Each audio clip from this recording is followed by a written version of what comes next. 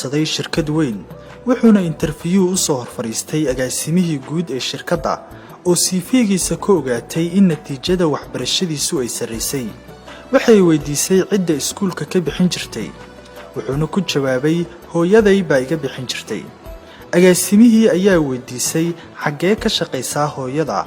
wiilkii ayaa ku jawaabay dharka ayay dhaqi jirtay hooyaday. agaasimihii ayaa tiri weligaa hooyada ma ka caawisay inaad dharka la dhaqdo.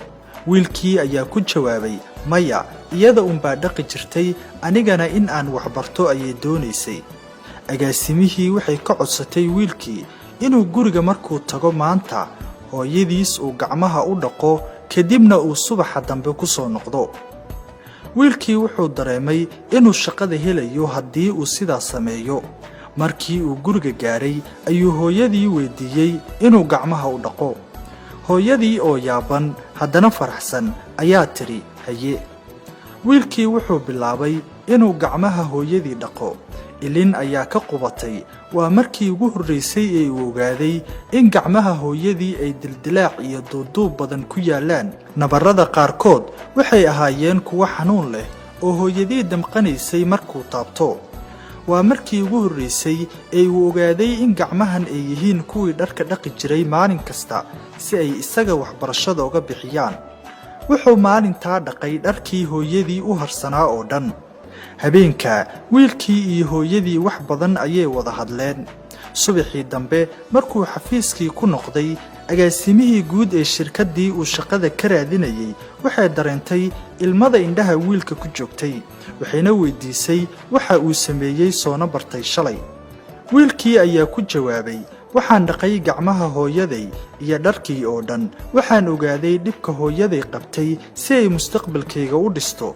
iyada la'aanteed heerkan ma soo gaareen. waana muhiim qof kasta inuu qoyskiisa caawiyo. agaasimihii shirkadda ayaa ku tiri tani waa waxa aan kaa raadinayo.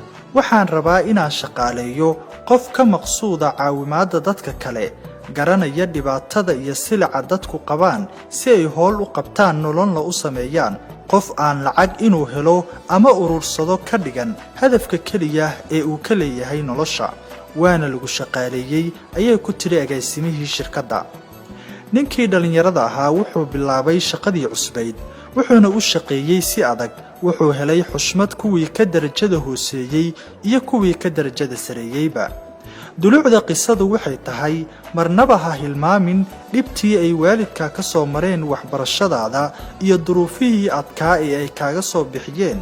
waxa keliya ee aad ugu abaalgudi kartana waa inaad samayso wixii ay kaa rabeen oo ah inaad meel ka soo baxdo. haddii aad ka heshay qisadan la wadaag saaxiibada, followna dheh boggeennan oo nagu soo biir.